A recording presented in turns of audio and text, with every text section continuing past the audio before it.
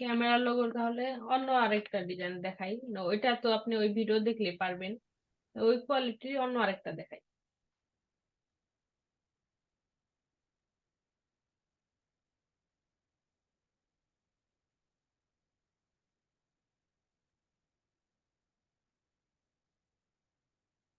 First easy একটা দেখাই, এটা কিন্তু একদম ইজি, এখানে জাস্ট দুইটা শিট নিয়ে করতে হয়। তো কপি ইমেজ এখানে পেস্ট করলাম, লক করে নিই কন্ট্রোল 2 দিয়ে যাতে সরে না যায়। দেন এখান থেকে রেক্টেঙ্গেল শেপটা নেব, এক সাইড থেকে টান দিয়ে এই কর্নারে নিতে হবে। এটা কিন্তু শিফট অল্টা চাপলে মানে স্কোয়ার হয়ে যাবে চারদিক থেকে, যেমন শিফট অল্টা এভাবে চাপলে চারদিক থেকে হয়, কিন্তু আমার এটা হচ্ছে একটু লং। এটা হোয়াইট কালার আছে, এমন একটা কালার দিই।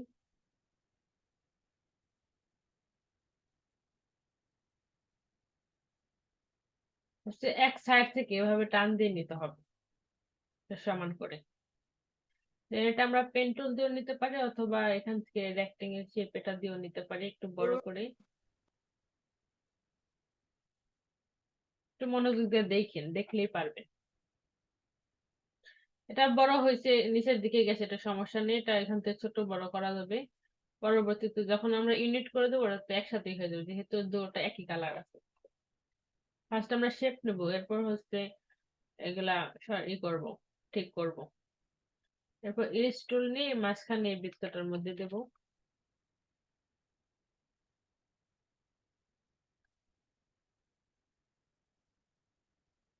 এখন দেখেন এই কর্নারে হচ্ছে রাউন্ড আছে একটু, কিন্তু আমাদের এটা হচ্ছে একদম স্কোয়ার, মানে সমান, কোনো রাউন্ড নেই। এটাকে রাউন্ড করার জন্য ফার্স্ট এটা এখান থেকে সিলেকশনটা নিয়ে সিলেক্ট করব। দেন এখান থেকে ডিরেক্ট সিলেকশন টুল নিয়ে এক কর্নারে ক্লিক করলেই, যদি সবগুলো একসাথে করতে চাই তাহলে হচ্ছে ফার্স্ট সিলেক্ট করতে হবে, এরপর এখান থেকে ডিরেক্ট সিলেকশন টুল নিয়ে এক কর্নারে এভাবে টানলে হয়ে যাবে। আর যদি আমরা একটা একটা করে করতে চাই তাহলে হচ্ছে এক কর্নারে এভাবে ক্লিক করে টানতে হবে।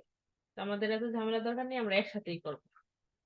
একসাথে করার জন্য ফার্স্ট এখানে সিলেক্ট করব, এরপর ডিরেক্ট সিলেকশন টুল দিয়ে একটা কর্নার এভাবে টানলে চারদিকে সমান হয়ে যাবে।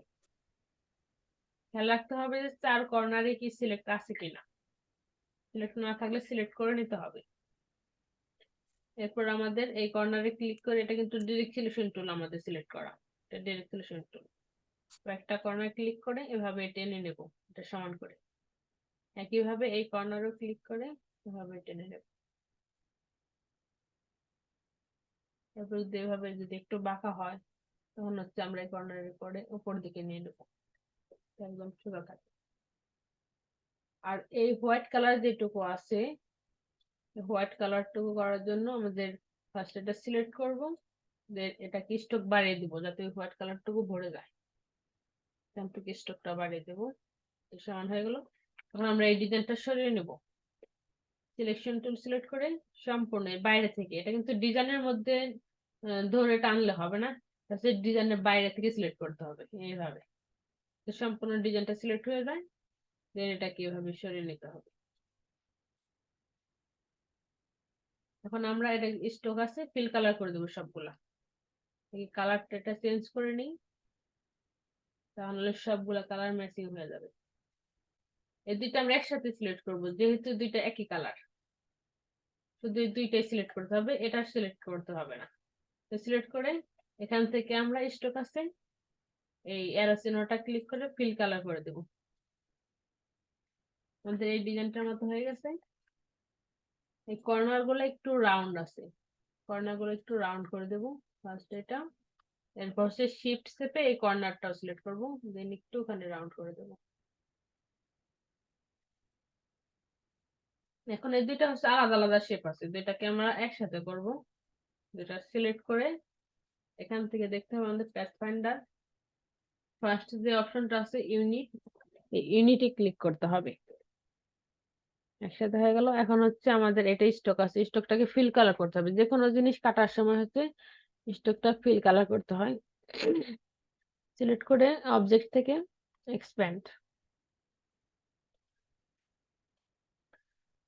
চাইলে চাইলে আমরা এটাকে হোয়াইট কালার করতে পারি, স্ট্রোকটা অফ করে দিয়ে শুধু ফিল কালার হোয়াইট করতে পারি, অথবা এটাকে আমরা প্যাথফাইন্ডার দিয়ে কেটেও দিতে পারি। সম্পূর্ণ সিলেক্ট করে এখান থেকে আমরা ডিভাইড অপশনে ক্লিক করতে পারি, আবার মাইনাস ফন্টেও ক্লিক করতে পারি। মাইনাস ফন্টে ক্লিক করলে এক ক্লিকে কাটা হয়ে যাবে, আবার আমাদের আনগ্রুপ করতে হবে না। এখন হচ্ছে আমরা এটাকে ব্ল্যাক কালার করে দেবো এখান থেকে, আমাদের এই ডিজাইনটার মতো হয়ে গেল। তো মনোযোগ দিয়ে দেখলেই পারবে যে কোনো জিনিস। ক্লাস করার সময় সম্পূর্ণ মনোযোগ ক্লাসে দিবেন। এটুকু বুঝতে পারছেন? এতে আপু কোনো প্রবলেম আছে? বুঝছি। একবার বুঝবেন, যতক্ষণ পর্যন্ত না পারবেন ততক্ষণ পর্যন্ত প্র্যাকটিস করতে থাকবেন। কারণ প্র্যাকটিস করার সময় হচ্ছে আপনি ভুলটা নিজে ধরতে পারবেন যে কোথায় একটা প্রবলেম আছে।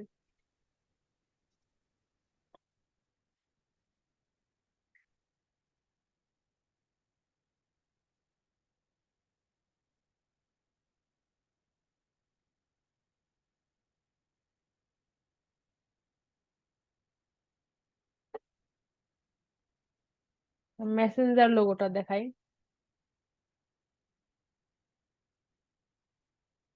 মেসেঞ্জার লোগো কি দেখাইছিলাম এর আগে? না।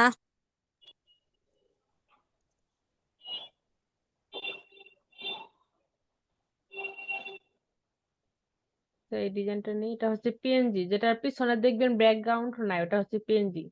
এটার পিছনে কিন্তু কোনো ব্যাকগ্রাউন্ড নেই, দাবার ছকের মতো ব্ল্যাক হোয়াইট দেখা যাচ্ছে, এটা পিএনজি। আর এটা দেখেন, এটার পিছনে হোয়াইট কালার আছে, এটা হচ্ছে জেপিজি।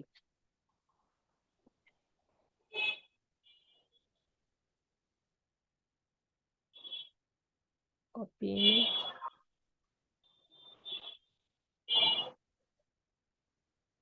ইমেজ, বড় আসলে এটা সিলেক্ট করে কর্নারে ধরে শিফট অল্টার চেপে ছোট করতে হয়।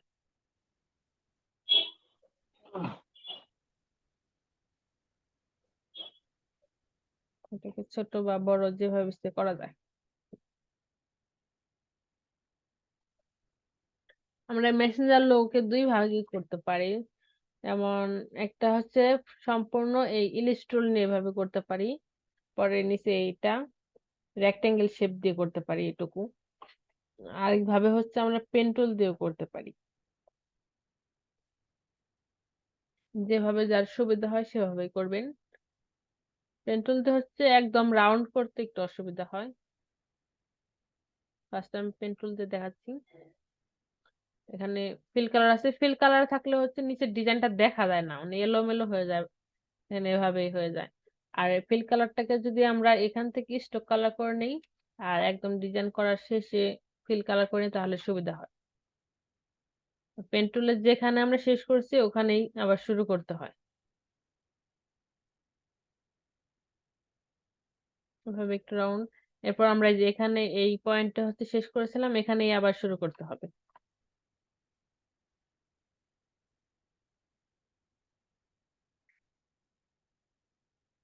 ক্লিক করে ধরে রেখে রাউন্ড করতে হয়, এটা কিন্তু মাউস ছাড়া যাবে না, মাউস এভাবে চেপে ধরেই আমাদের এভাবে রাউন্ড করতে হবে। তারপর যে পয়েন্টে আমরা শেষ করেছিলাম ওখানেই ক্লিক করে আবার শুরু করতে হবে। ছোট ছোট স্টেপ করে নেবেন, তাহলে করতে সুবিধা হবে। পেন টুল দিয়ে যদি ক্লিয়ার হয়ে যায় তাহলে যে কোনো ধরনের ডিজাইন করতে পারবেন। পেন টুলে অনেক সময় লাগবে করতে, এই জন্য বেশি বেশি প্র্যাকটিস করতে হবে যাতে অল্প সময়ে পারেন। এরপর হচ্ছে ডিরেক্ট সলিউশন টুল দিয়ে পয়েন্টে পয়েন্টে ক্লিক করে দেখতে হবে রাউন্ড করার জন্য। এরকম যদি আপনি বৃত্তর মতো পান তখন হচ্ছে বৃত্ত ধরে এভাবে টান দিবেন, তাহলে যে বাঁকাগুলো থাকে ওগুলা রাউন্ড হয়ে যায়, যত দূর পর্যন্ত যায় টানতে থাকবেন। এরপর যদি সামান্য হয় তখন হচ্ছে যেখান থেকে দেখবেন পেন্সিল টুল নামে একটা অপশন আছে, ব্রাশ টুলের পরে পেন্সিল টুল, পেন্সিল টুলের উপর ক্লিক করে ধরে রাখবেন, ধরে রাখলে তিনটা অপশন চলে আসবে। এটাকে ক্লিক করে ধরে রাখতে হবে।